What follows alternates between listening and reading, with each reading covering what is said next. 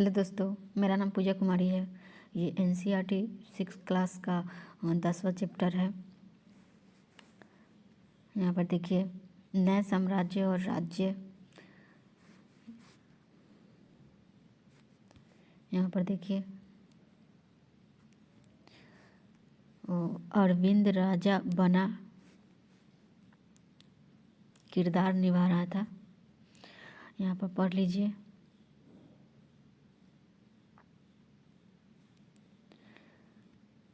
देखिए, यहाँ है, यहाँ पर देखिए क्या बताती है परिस्थितियाँ। दरअसल अरविंद गुप्त वंश के प्रसिद्ध राजा समुद्रगुप्त की भूमिका अदा करने जा रहा था। यहाँ पर देख लीजिए, समुद्रगुप्त के बारे में हमें इलाहाबाद में अशोक स्तंभ पर खुदे एक लंबे से अभिलेख से पता चलता है। इसकी रचना समुद्रगुप्त के दरबार कवि मंत्री हरिसेन द्वारा काव्य के रूप में की गई है, जिसे प्रसिद्धि कहते हैं। इसे यह एक संस्कृत शब्द है, इसका अर्थ प्रशंसा है। प्रस्तुतियाँ लिखने का प्रचलन पहले भी था। तो ये अध्याय चैप्टर 9 में बताया गया है। गौतमी पुत्र श्री सातकर्मी की प्रस्तुति के बारे में पढ़ा, परंतु गुप्त काल में इनका महत्व और बढ़ गया। समुद्रगुप्त के बारे में है, यहाँ पर देख लीजिए, पढ़ लीजिएगा। ठीक है, अब इसको नीचे वाला दिखा देते हैं। योद्धा समुद्रगुप्त के बारे में है। यहाँ पर देख लीजिए, 1 मिनट। जिनका शरीर युद्ध मैदान में कुल्हाड़ियों, तीरों, भालों, बर्छों, तलवारों, लोहे की गदाओं, नुकीले तीरों तथा अन्य सैकड़ों हथियारों से लगे घावों के दाग से भरे होने के कारण अत्यंत सुंदर दिखता है। ये यहाँ पे बताया गया है। यहाँ पर देख लीजिए, ये लिखा है यहाँ पे, अगर तुम मानचित्र 7 पृष्ठ 105 को गौर से देखो तो पाओगे कि क्षेत्र को हरे रंग से रंगा गया है। तुम्हें पूर्वी समुद्र तट के साथ साथ एक कर्म में लाल बिंदु दिखेंगे। उसी तरह कुछ क्षेत्र बैंगनी और नीले रंग के भी मिलेंगे। यह मानचित्र इस परिस्थिति में प्राप्त जानकारी के आधार पर बनाया गया है। यहाँ पर देखिए, हरिसेन 4 विभिन्न प्रकार के राजाओं उनके प्रति समुद्रगुप्त की नीतियाँ वर्णन करते हैं। यहाँ पर 1 नंबर में दिया गया है, मानचित्र में हरे रंग का क्षेत्र आर्यवर्त के उन 9 शासकों का है जिन्हें समुद्रगुप्त ने हरा कर उनके राजाओं को अपने साम्राज्य में मिला लिया। यहाँ पर देख लीजिए, ये क्वेश्चन बनता है। यहाँ पर लिखा हुआ है ना, आर्यवर्त में 9 शासकों को हराकर समुद्रगुप्त ने अपने राज्य में मिला लिया। यहाँ पर देखिए, 2 नंबर में, इसके बाद दक्षिणापथ के 12 शासक को, यहाँ भी ये भी क्वेश्चन बनता है। आर्यवर्त में 9 राजाओं को अपने साम्राज्य में मिला लिया हराकर, और दक्षिणापथ में 12 राजाओं को दक्षिणापथ के 12 शासक आते हैं। इनमें से कुछ की राजधानियों को दिखाने के लिए मानचित्र पर लाल बिंदु दिए हैं। इन सब ने कहाँ पे हार जाने पर समुद्रगुप्त के सामने समर्पण किया। मतलब इन्होंने 12 राजाओं ने समर्पण कर दिया और समुद्रगुप्त ने इन्हें फिर से शासन करने की अनुमति दे दी। 3 नंबर में बताया जा रहा है, पड़ोसी देशों का आंतरिक घेरा बैंगनी रंग से किया गया है। बाद में हम देखेंगे इमेज, पहले पढ़ लेते हैं। इसमें असम, तटीय बंगाल, नेपाल, उत्तर पश्चिम गण संघ, पिछले अध्याय में आप लोग समझे होंगे, पढ़े होंगे तो गण किसे कहते हैं और संघ किसे कहते हैं। चैप्टर 5 मतलब ये चैप्टर 5 में आप पढ़े होंगे, यहाँ बताया जा रहा है, लिखा भी है। आते थे और ये समुद्रगुप्त के लिए उपहार लाते थे, उनकी आज्ञाओं का पालन करते थे, उनके दरबार में उपस्थिति हुआ करते थे। यहाँ पर देखिए 4 में लिखा हुआ है, बरह इलाके के शासक, बाहर यानी कि बाहर के इलाके के शासक जिन्हें नीले रंग से रंगा गया है, बाद में देखेंगे, संभवतः कुषाण तथा शक वंश के थे। इसमें श्रीलंका के शासक भी थे। उन्होंने समुद्रगुप्त की अधीनता स्वीकार की, अपनी पुत्रियों का विवाह उससे किया। यहाँ पर देखिए ये वाला देख लीजिए, वीणा बजाने वाला राजा। समुद्रगुप्त के कुछ अन्य गुणों को सिक्कों पर दिखाया गया है, जैसे इस सिक्के में उन्हें वीणा बजाते हुए दिखाया गया है। यहाँ पर देख लीजिए ये वाला, और यहाँ पर भी देख लीजिए, ये चित्र में बताया गया है, देख लीजिएगा। अब नीचे चलते हैं, यहाँ पर देख लीजिए, ये वाला तो बता दिए, ये वाला देख लीजिए, ये क्वेश्चन है, ये वाला सब क्वेश्चन है। यहाँ पे इमेज है, जैसे कि बताया गया है, ये बाहरी है, और ये यहाँ पे पढ़ लीजिएगा, नीले रंग से रंगा गया है, बाहरी नील, ये बाहरी है, बाहरी है। यहाँ पे देखिए, यहाँ पे बताया गया है, कहाँ गया, यहाँ पे, यहाँ मिट गया। चौथा नंबर में बताया गया है, नीले रंग वाली बाहरी है, बाहरी शासक है, और कुषाण तथा शक वंश के थे ये।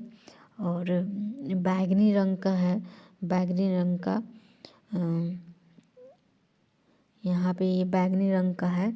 यहाँ तीसरे नंबर में बताया गया है, बैगनी रंग का है, जो आसाम, तटीय बंगाल, नेपाल, आसाम, यहाँ पे आसाम, नेपाल, और कौन कौन सी जगह बताया गया है, उत्तर पश्चिम इधर, और ये बंगाल इधर, ये बताया गया है। तटीय जो है वो गण और या संघ आते थे इसमें। जो समुद्रगुप्त के लिए उपहार लाते थे, यहाँ पर देख लीजिए, समझ लीजिए, समुद्रगुप्त के लिए उपहार लाते थे इन जगहों से जो भी राजा आते थे। कितने बताया गया, यहाँ पे राजा नहीं बताया गया है, पड़ोसी देश बताया गया है, पड़ोसी देश, आंतरिक घेरा बैगनी, पड़ोसी देश, ये पड़ोसी देश बताया गया है, इसमें पड़ोसी देश आते थे, हो गया। और देख लीजिए ये हरा रंग वाले देख लीजिए, इसमें कहाँ पे है, देखिए इसमें देखिए, समुद्र को तूने अनुमति दी, हाँ यहाँ पे देख लीजिए, दूसरा नंबर में हरा रंग है, यहाँ पे हरा रंग है, एक नंबर में है, एक नंबर पॉइंट 1 में दिया गया आर्यवर्त, तो इसे हरा रंग को, ये वाले को, यहाँ पे है ये वाले को, हरा रंग को आर्यवर्त बोला गया है। एक मिनट,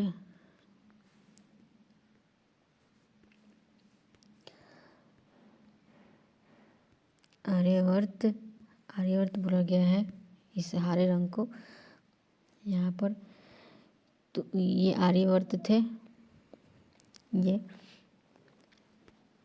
यहाँ पर देख लीजिए, ये आर्यवर्त में कनौज, प्रयाग और पाटलिपुत्र, नालंदा आती थी। यहाँ पर देख लीजिए, और क्या बताया गया, इसमें 9 राजाओं को हराया था, आर्यवर्त ने 9 राजाओं को हराया था, अपने साम्राज्य में मिला लिए थे। यहाँ पे लिखा गया है ना, यहाँ देख लीजिए, समुद्रगुप्त ने 9 राजाओं को हराकर अपने राज्य को अपने साम्राज्य में मिला लिए थे, यहाँ पर देख सकते हैं। और यहाँ पढ़ लीजिएगा, ये दक्षिणापथ है। दक्षिणापथ कहाँ है यहाँ पर देख लीजिए, कहाँ पे यहाँ क्या दिया गया है दक्षिणापथ में। देखिए यहाँ पे किधर लिखा हुआ है, दक्षिणापथ दूसरा नंबर में है। दक्षिणापथ यहाँ पे है।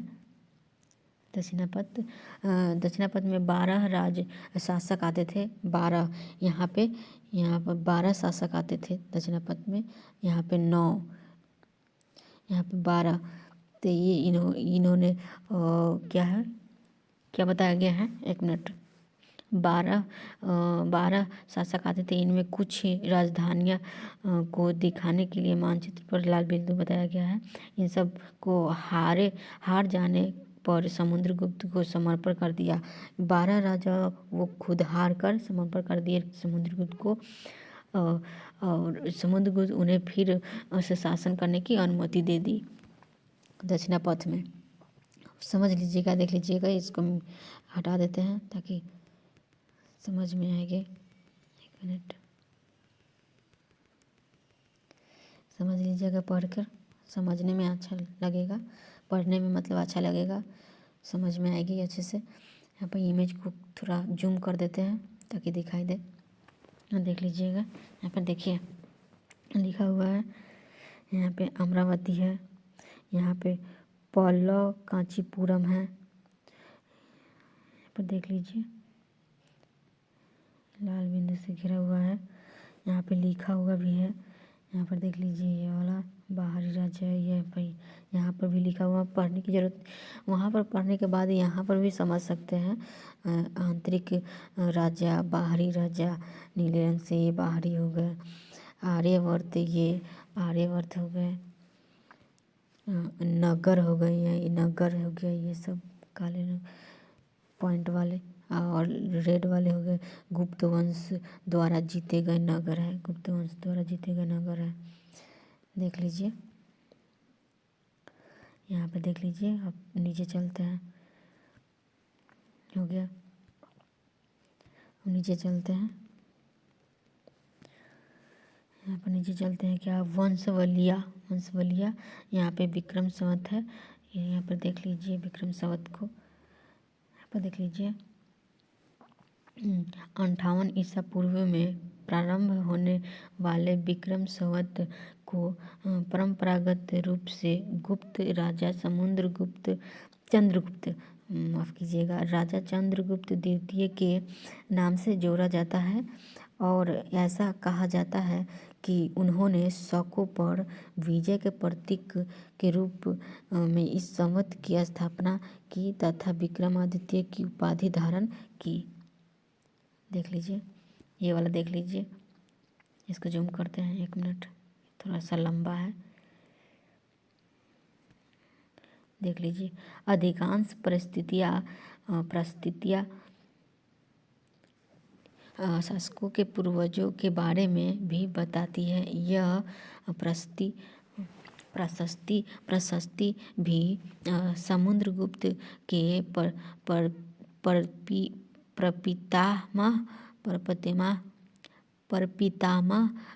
पितामह यानी कि परदादा, दादा, पिता और माता के बारे में बताती है।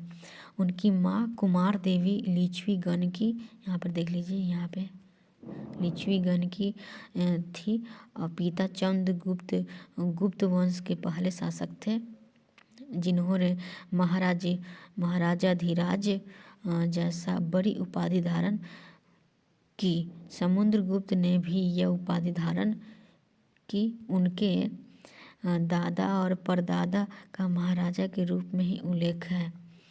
इसमें यह आभास मिलता है कि धीरे धीरे इस वंश का महत्व बढ़ता गया। यहाँ पर देख लीजिए, इसको जूम कर देते हैं, पढ़ लीजिएगा आप लोग, लंबा वीडियो बन जाएगा। यहाँ पर देख लीजिए, ये वाला हर्षवर्धन तथा हरचरित्र भी है। इसको धीरे धीरे इधर करते हैं, यहाँ पर देख लीजिए, इसको भी दिखा देते हैं। यहाँ पर देख लीजिए, इसको भी इधर कर देते हैं। पर देखिए, यहाँ पर देखिए, यहाँ पे चैप्टर 9 के बारे में भी बताया गया है। यहाँ पर देख लीजिए, हो गया। अब पीछे करते हैं। अब यहाँ पे देख लीजिए, हर्ष अपने पिता के बारे में सबसे बड़े हर्ष अपने पिता के सबसे हर्ष अपने पिता के सबसे बड़े बेटे नहीं थे, पर अपने पिता और बड़े भाई की मृत्यु हो जाने पर थानेसर की राजा बने। उनके बहनोई कनौज यहाँ पर मानचित्र ये बताया गया है। सशक्त बंगाल जब बंगाल के शासक ने उन्हें मार डाला तो हर्ष ने कनौज की अपने अधीन कर लिया कनौज को अधीन कर लिया, बंगाल पर आक्रमण कर दिया। यहाँ पर देख लीजिए, मगध संभवतः बंगाल को भी जीत कर, उस वक्त बंगाल ही था, पूरे एक ही था बंगाल और मगध, इसलिए यहाँ पर बताया गया है मगध तथा संभवतः बंगाल। हाँ, उन्हें पूर्व में जितनी सफलता मिला था उतनी सफलता अन्य जगहों पर नहीं मिला। जब उन्होंने नर्मदा नदी को पार कर दक्कन की ओर आगे बढ़ने की कोशिश की, तब चालुक्य नरेश पुलकेशिन द्वितीय ने उन्हें रोक दिया। यहाँ पर देख लीजिए, यहाँ पे पौलव, चालुक्य और पुलकेशिन द्वितीय है की प्रशस्तियाँ है। यहाँ पर देख लीजिए, इस काल में पौलव चालुक्य दक्षिण भारत के सबसे महत्वपूर्ण राजवंश थे। पौलव राजा उनकी राजधानी कांचीपुरम ये क्वेश्चन बनती है। कांचीपुरम की राजधानी कांचीपुरम के आसपास क्षेत्रों से लेकर कावेरी नदी डेल्टा तक फैला था। जब चालुक्य का राज्य कुषाण तथा तुंगभद्रा नदी के बीच स्थित था। यहाँ पर देखिए, चालुक्य राजा का राज्य कृष्णा और तुंगभद्रा नदी के बीच स्थित था। और यहाँ पे दिया है पौलव का राज्य उनकी कांचीपुरम राजधानी कांचीपुरम के आसपास था। देख लीजिएगा, पढ़ लीजिएगा, क्वेश्चन बनता ही है। चालुक्य की राजधानी ऐहोल थी। यहाँ पर देख लीजिए, यहाँ पर देख लीजिए, अच्छे से दिखाई देगा। यहाँ पर देख लीजिए, यहाँ पर देखिए क्या लिखा है। पुलकेशिन द्वितीय सबसे प्रसिद्ध चालुक्य राजा थे। उनके बारे में हमें उनके कवि रविकृति द्वारा रचित प्रशस्ति से पता चलता है। इसमें उनके पूर्वजों, खासतौर पिछली 4 पीढ़ियों के बारे में बताया गया है। पुलकेशिन द्वितीय अपने चाचा से यह राज्य मिला था। पुलकेशिन द्वितीय को अपने चाचा से ये राज्य मिला था। पढ़ लीजिएगा, ये सब भी पढ़ लीजिएगा। अब नीचे करते हैं। यहाँ देखिए, रविकृति के अनुसार, यहाँ पर देखिए, रविकृति के अनुसार उन्होंने पूर्व तथा पश्चिम दोनों समुद्र तटीय इलाकों में अपने अभियान चलाए। इनके अतिरिक्त उन्होंने हर्ष को भी आगे बढ़ने से रोका। हर्ष का अर्थ आनंद होता है। कवि का कहना है कि इस पराजय के बाद हर्ष अब हर्ष नहीं रहा। पुलकेशिन द्वितीय पौलव राजा के ऊपर भी आक्रमण किया। पुलकेशिन द्वितीय पौलव राजा के ऊपर भी आक्रमण किया, जिसे कांचीपुरम की दीवार पीछे शरण लेनी पड़ी। कांचीपुरम की दीवार के पीछे शरण लेनी पड़ी।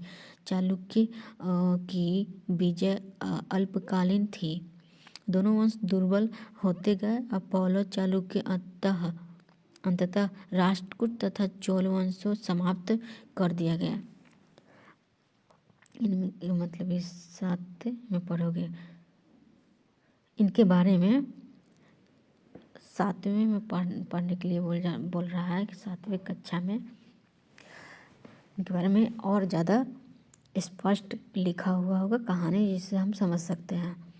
यहाँ पे देखिए, इन राजाओं का प्रशासन कैसे पता चलता था। यहाँ पर देखिए, पहले के राजाओं की तरह इन राजाओं के लिए भूमि कर सबसे महत्वपूर्ण बना बना बना रहा। भूमि कर यहाँ पर देख लीजिए, इसको जूम कर देते हैं, पढ़ लीजिएगा। 1 मिनट देखिए, पढ़ लीजिएगा। पॉइंट 1 है, 2 है, यहाँ पे 3 है, यहाँ पर देख लीजिए। और यहाँ नीचे कर देते हैं, यहाँ पर देख लीजिए। इस तरह की नीतियाँ कुछ हद तक प्रभावशाली होती थी, पर समय के साथ साथ इनमें से कुछ व्यक्ति इतने अधिक शक्तिशाली हो जाते थे कि अपना स्वतंत्र राज्य स्थापित कर लेते थे। यहाँ पर एक क्वेश्चन है ये, यहाँ पर देख लीजिए। एक नए प्रकार की सेना यहाँ है, इसको भी बता देते हैं, देख लीजिए।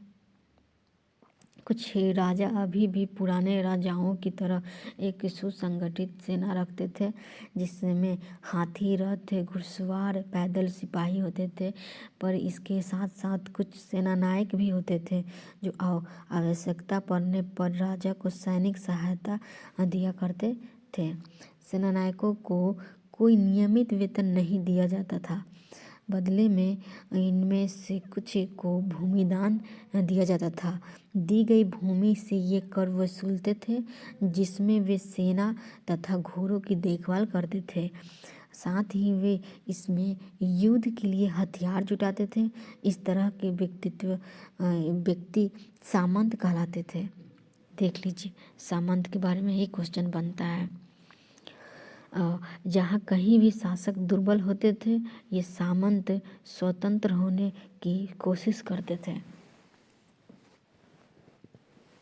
यहाँ पर देख लीजिए, दक्षिण के राजाओं में सभाएं, यहाँ पर पढ़ लीजिएगा, ये वाला देखिए, नीचे कर देते हैं, ये पढ़ लीजिएगा। दक्षिण के राजाओं की सभा है। उस जमाने में आम लोग के बारे में बताया गया है। देखिए, 1 मिनट, अब हो गया। जनसाधारण के जीवन की थोड़ी बहुत झलक हमें नाटकों तथा कुछ अन्य स्रोतों से मिलती है। चलो इसके कुछ उदाहरण देखते हैं। नीचे बताया गया है। कालिदास अपने नाटकों में राज दरबार के जीवन के चित्रण के लिए प्रसिद्ध है। नाटकों में एक रोचक बात यह है कि राजा और अधिकांश ब्राह्मणों को संस्कृत बोलते हुए दिखाया गया है, जबकि अन्य लोग तथा महिलाएं प्राकृत बोलते हुए दिखाया गया है। उनका सबसे प्रसिद्ध नाटक अभिज्ञान शाकुंतलम, दुष्यंत नामक एक राजा और शकुंतला नाम की एक युवती की प्रेम कहानी है। इस नाटक में एक गरीब मछुआरे के साथ राज कर्मचारियों के दुर्व्यवहार की बात कही गई है। यहाँ पर देख लीजिए, पढ़ लीजिएगा। एक मछुआरे को एक अंगूठी मिला, ये कहानी है। समझने के लिए इसको हम जूम कर देते हैं ताकि दिखाई दे। इसके बाद 1 मिनट दिखाई देगा, इधर कर देते हैं, पढ़ लीजिएगा। उसके बाद नीचे कर देते हैं। यहाँ पर देख लीजिए, हो गया। चीनी तीर्थयात्री फासियन का ध्यान उन लोगों की दुर्गति पर भी गया जिन्हें ऊंचे और शक्तिशाली लोग अछूत मानते थे। यहाँ पर देख लीजिए क्या लिखा है। इनमें शहरों के बाहर रहना पड़ता था। वे लिखते हैं कि अगर कौन बोलते हैं ये चीनी तीर्थयात्री फासियन, अगर इन लोगों को शहर या बाजार के भीतर आना होता था तो सभी को आगाह करने के लिए ये लकड़ी के एक टुकड़े पर चोट करते रहते थे। ये आवाज़ सुनकर लोग सतर्क होकर अपने को छू जाने से या किसी भी प्रकार के संपर्क से बचाते थे। एक जगह बाणभट्ट द्वारा अभियान पर निकली राजा की सेना का बड़ा सजीव चित्रण किया गया है। ये राजा की सेना है, राजा की सेना के बारे में बताया गया है, पढ़ लीजिएगा। यहाँ पे इसको भी जूम कर देते हैं, देखिए इसको इधर करते हैं। साजो सामान लेकर यात्रा करते थे। यहाँ पर देख लीजिए, खाने पीने का भी सामान, बकरी, हथियार आदि भिन्न प्रकार की चीज़ें, ठेले गाड़ियों पर ऊँट था, ये सब पर हिरन खरगोश के बारे में ये सब बताया गया है, साथ लेकर चलते थे। यहाँ पर देख लीजिए, यहाँ पर देख लीजिए, ये सब पूरी दुनिया धूल के गर्त में डूब जाती थी। यहाँ पर देख लीजिए, बाण भट्ट लिखते हैं कि पूरी दुनिया धूल के गर्त में डूब जाती थी। चलिए अब नीचे चलते हैं। ख़त्म हो गई ये चैप्टर, जैसे कि हम पहले ही बता दिए हैं। ये 6 क्लास के NCERT 10वें चैप्टर है, एक चैप्टर बच गया है। 6 क्लास की NCERT है, 1 मिनट, RT है, NCERT हिस्ट्री है,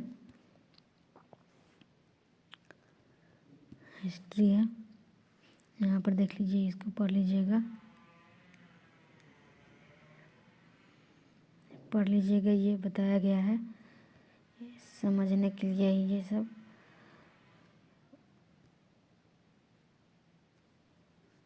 यहाँ पर देख लीजिए, एक नए धर्म की शुरुआत है। यहाँ नीचे महत्वपूर्ण क्वेश्चन के बारे में भी बता देते हैं। उपयोगी शब्द, प्रशस्ति, आर्यवर्त, दक्षिणापथ, वंशावली, अनुवांशिक पदाधिकारी, सामंत, सभा, नगरम, ये समझ लीजिएगा, क्वेश्चन बनेगा। यहाँ पे क्वेश्चन भी दिया गया है, इसको भी दिखा देते हैं। हरिसन ने गौतमीपुत्र श्री सातकर्मी की प्रशंसा में प्रशस्ति लिखी। यहाँ पे आर्यवर्त के शासक समुद्रगुप्त के लिए भेंट लाते थे, क्या लाते थे आप देख लीजिएगा, क्या क्या लाते थे। यहाँ पे क्वेश्चन और भी है, लास्ट चैप्टर है, चैप्टर नहीं क्वेश्चन है, लास्ट पेज है। दक्षिणापथ से बाहर शासक थे। यहाँ पे क्वेश्चन देख लीजिए। उसके बाद यहाँ पे महत्वपूर्ण कुछ तिथियाँ हैं, उसको भी दिखा देते हैं। कुछ महत्वपूर्ण तिथियाँ, गुप्त वंश की शुरुआत 1700 साल पहले, हर्षवर्धन का शासन 1400 साल पहले, देख लीजिएगा। Thank you.